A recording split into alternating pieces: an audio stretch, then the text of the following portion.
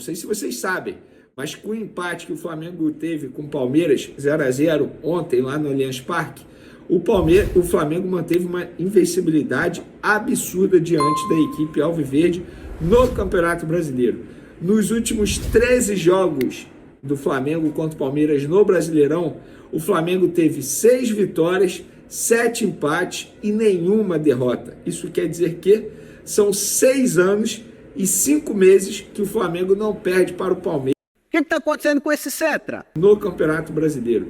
A última derrota do Flamengo para o Palmeiras foi em novembro de 2017. Na ocasião, o Flamengo perdeu por 2-0 no Allianz Parque. De lá para cá, 20 gols marcados e 7 sofridos. Por exemplo, o Abel Ferreira nunca ganhou do Flamengo comandando o Palmeiras no Campeonato Brasileiro. Em 8 jogos, 4 empates e 4 derrotas. Outra curiosidade, o volante Pulgar se igualou a Pedro e se tornou um dos jogadores com a maior sequência como titular do Flamengo na temporada. A última vez que Pulgar saiu do banco de reservas foi na vitória por 3-0 sobre o Volta Redonda lá no dia 10 de fevereiro.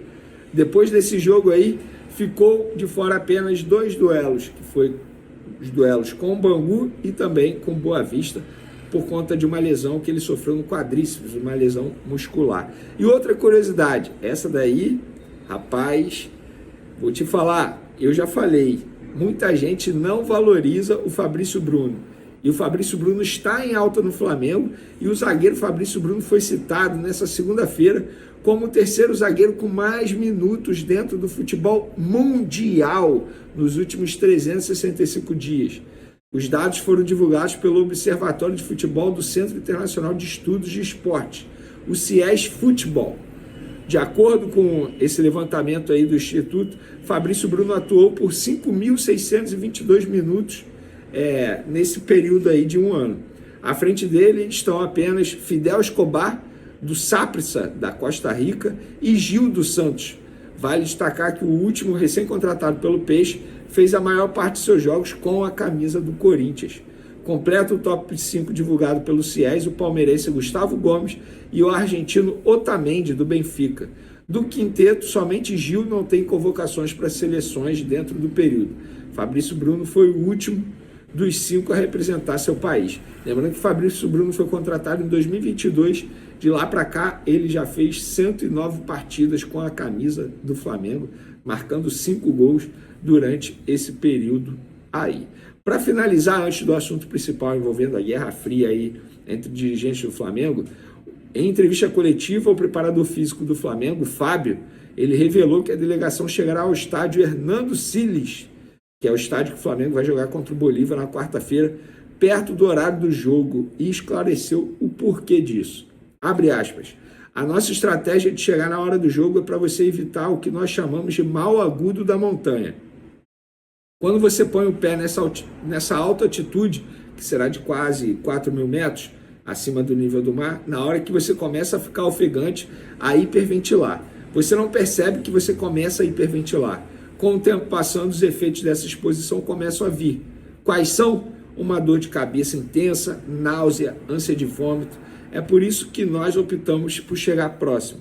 Assim, a delegação do Flamengo viajará para a Bolívia na terça-feira, após o treino pela manhã no Ninho do Urubu, e depois eles viajam, e a delegação ficará hospedada em Santa Cruz de la Sierra, a 400 metros acima do nível do mar. Somente no dia do jogo será feita a viagem para La Paz, que é onde eles vão enfrentar a altitude de quase 4.000 metros. Abre aspas para o Fábio novamente. Isso não vai aumentar a performance. A performance da equipe já vai estar comprometida. O desafio é recuperar esses atletas e tentar, pelo menos, pelo próprio histórico desses atletas, saber quem sente mais ou menos atuando nessas altitudes, como é a La Paz a 3.600 metros. Tá aí. Agora vamos para o assunto principal desse vídeo, a Guerra Fria entre Marcos Braz e Cacau Cota. O que aconteceu e como eu consegui apurar essa situação? Ontem teve um torcedor no Twitter, o Bruno De Laurentiis, acho que é assim que se pronuncia, ele questionou o calendário, como se o Palmeiras tivesse entre aspas, tirando vantagem no calendário depois desse duelo entre Flamengo e Palmeiras, aqui questão de Libertadores, e questionou o Cacau Cota, que é diretor de Relações Externas, ou seja, teoricamente, um homem responsável por ter uma relação com a CBF, por cobrar a CBF, a FERJ, enfim. E aí o Cacau Cota foi e respondeu. Ele respondeu o seguinte, eu vou ler para vocês para não ter nenhum dupla interpretação. Eu cumpro ordens, estou sempre pronto para trabalhar e defender nossa instituição que está acima de tudo e de todos. Hashtag entendedores entenderão. Eu entendi, ao ler isso aqui, uma, digamos assim, crítica a alguém dentro do Flamengo. Uma indireta a alguém dentro do Flamengo. Eu fui apurar. E a apuração que eu tive foi, Cacau Cota, ele está impedido, digamos assim, de viajar com a delegação do Flamengo. Antes ele viajava com a delegação, jogo de Libertadores, por exemplo, jogo de Copa do Brasil, ele viajava. E também não pode mais entrar no vestiário nos dias dos jogos no Maracanã. Não está tendo mais essa possibilidade para Cacau Cota. Por quê? E quem falou isso? O Marcos Braz. Me disseram que o Marcos Braz foi quem solicitou isso ao presidente Rodolfo Landim e o pedido foi acatado.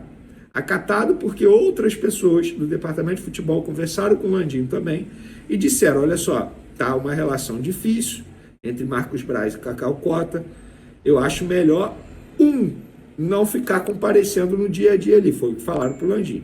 E, obviamente, que esse seria o Cacau Cota, porque ele é diretor de Relações Externas e o Marcos Braz é o vice-presidente de futebol do Flamengo, ele tem que ter contato com o elenco. Até aí, tudo bem. O ponto é o porquê disso está acontecendo. E o que me relataram, que foi o seguinte, tem a ver com a questão do Cacau Cota querer ser vereador e não ter alinhado com o Marcos Braz, que já é vereador e vai disputar a eleição de novo, e com o Landim. O Cacau Cota não alinhou com ninguém. E me disseram o seguinte, o resultado foi que foi retirado de qualquer coisa ligada ao futebol. Inclusive a ida da CBF é por conta própria, porque hoje o Cacau Cota publicou nas redes sociais um vídeo lá na CBF. Ou seja, pelo que me relataram aqui, o Cacau Cota foi para a CBF por conta própria, não foi um pedido do Rodolfo Landim, porque de fato, quem está de frente agora nessa relação com essas instituições, CBF, FERJ, é o Departamento de Futebol, leia-se Marcos Braz, Bruno Spindel e o próprio Diogo Lemos, que é membro do Conselho de Futebol.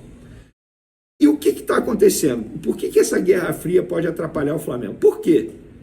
O Cacau Cota foi lá na CBF hoje por conta própria e não conseguiu conversar com o Júlio Avelar, por exemplo, que é o dirigente da CBF.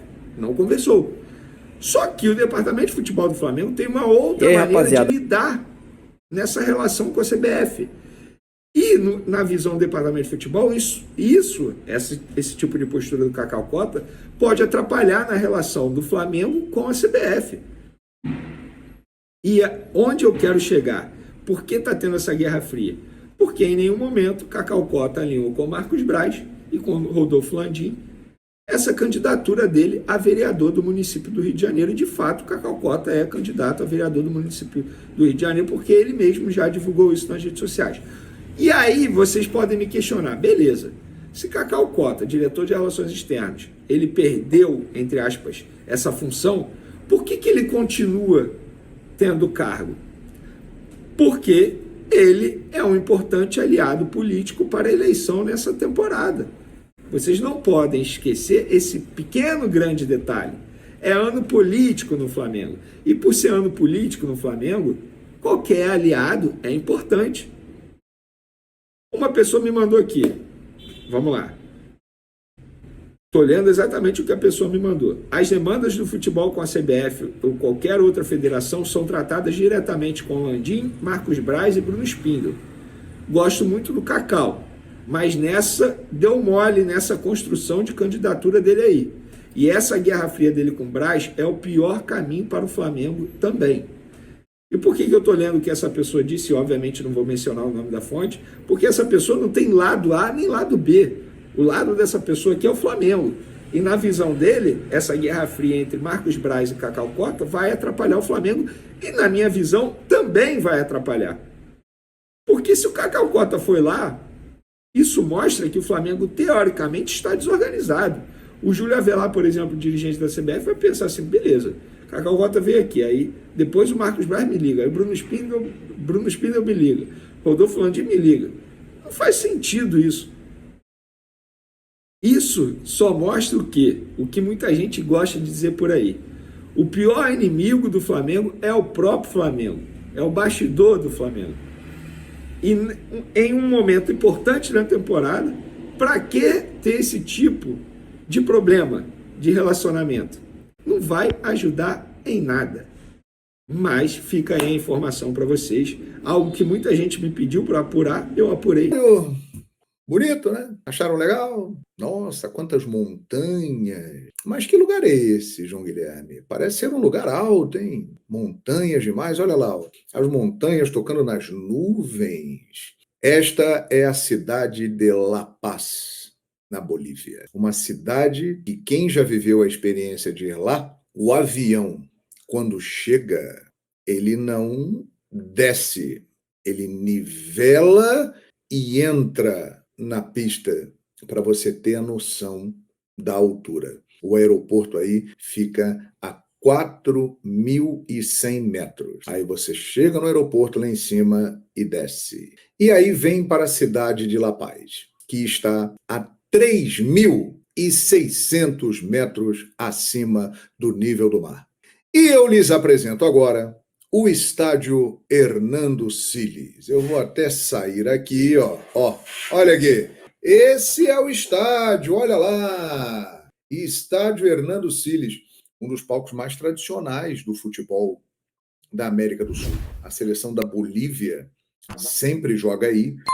Neste estádio, a seleção brasileira sofreu a sua primeira derrota para uma eliminatória de Copa do Mundo em 1993. O Brasil foi derrotado pela seleção da Bolívia. Repito, foi a primeira derrota da história da seleção brasileira em uma eliminatória para a Copa do Mundo. E os times brasileiros geralmente sofrem bastante aí. E neste estádio Hernando Siles, nós vamos ter, na próxima quarta-feira, um jogo decisivo pelo Grupo E da Conmebol Libertadores, que eu vou narrar no Paramount Plus, ao lado do PVC. Estarão jogando Bolívar e Flamengo. O Bolívar, que, aliás, se beneficia da altitude, mas que tem uma boa equipe, é um bom time. O Bolívar lidera o grupo com 6 pontos, o Flamengo tem 4, Milionários 1 e Palestino 0. Ou seja, é um jogo realmente que tem um caráter de decisão muito importante, porque quem vencer esse jogo dá um passo gigantesco para ser um dos 2 classificados para as oitavas de final. E um detalhe, se o Bolívar vencer, ele praticamente assegura essa vaga. Mas aí é que entra a história e o peso da altitude. Pegando apenas o Bolívar, que é o adversário do Flamengo, como referência, até hoje na história, preste atenção nessa informação, aconteceram 17 jogos entre times brasileiros e o Bolívar em La Paz. 17. Vocês sabem quantas vezes os times brasileiros conseguiram vencer o Bolívar em La Paz, nesse estádio Hernando Siles? 3 vezes. O Grêmio em 1983, o Palmeiras em 2020 e o Internacional na Libertadores do ano passado. Foram apenas 3 vitórias de times brasileiros. O Bolívar, nesses 17 confrontos, venceu 10 partidas e 4 empates. Para você ter a noção da dificuldade que é jogar lá, grandes times já foram lá e apenas 3 conseguiram vencer. Isso dá a medida do desafio que o Flamengo terá na próxima quarta-feira em La Paz. Flamengo, se conseguir empatar o jogo lá, nação rubro-negra pode sair comemorando, porque será uma grande vitória. É um jogo que exige muita estratégia, inteligência para conseguir um resultado positivo.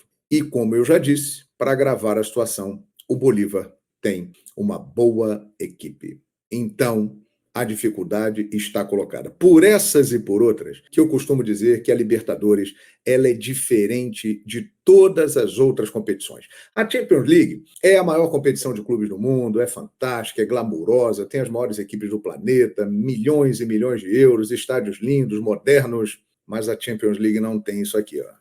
Dá uma olhada. O estádio ele fica praticamente na direção do topo da montanha. É um negócio assustador. E quem já viveu essa experiência de altitude muito elevada sabe o quanto é desesperador. Eu já estive em Quito, a 2.850 metros, que é bem mais baixo que La Paz, e olha, influencia. Então você pode ter certeza que não tem nada de frescura, de lado psicológico, é uma questão fisiológica, influencia mesmo. E os números comprovam. Vencer aí dentro é muito difícil. E essa é a missão que o Flamengo terá na próxima quarta-feira. Repito, hein? Estarei narrando esse jogo com o PVC no Paramount Plus, Bolívar e Flamengo, quarta-feira, 21h30. Se prepare! Emoções à vista! A Libertadores é isso aí. Ela é traiçoeira. Ela é diferente. Cuidado com ela! Muito obrigado, galera, por acompanhar mais um vídeo aqui no canal. Fala, João Guilherme! Empate lá vai ser uma goleada, hein? Olha, vou aguardar. Saudações rubro-negras, sejam todos bem-vindos e bem-vindas ao nosso canal Mengão News Oficial. Então, rapaziada, essas aqui são as principais informações do Flamengo, né? Aonde João Guilherme aí trouxe, né, atualizações do Mengão e também a situação aí do jogo, né, entre Flamengo e Bolívia que vai acontecer na altitude. É um jogo muito importante para a equipe do Flamengo. Também discussões aí, né, entre dirigentes, aí uma guerra muito grande nos bastidores aí do Flamengo, beleza? Aonde o Vene Casagrande trouxe as informações, deixando aí nós torcedores bem atualizados das principais informações do Flamengo. Já comente aí, pessoal, o que você acha a respeito dessa situação. Esse jogo do Flamengo contra a equipe do Bolívia é mais para quem, na sua opinião? É mais para o Flamengo ou é mais para a equipe da casa, né? Já que joga em casa, tem o fator da atitude, mas eu acho que dá sim para o Flamengo vencer esse jogo, né? É um jogo muito importante, até por conta da classificação do Flamengo, né? Vamos olhar aqui a classificação da Libertadores. Flamengo que empatou, né, um jogo e venceu o outro, né? No grupo aqui do Flamengo o grupo E, onde tem o Bolívia justamente com 6 pontos, venceu os 2 jogos, com saldo de gols aí, pessoal, gols por partida 7 gols, né, o saldo de gols 5, 100% de aproveitamento, 2 vitórias aí, grandão, sem medo.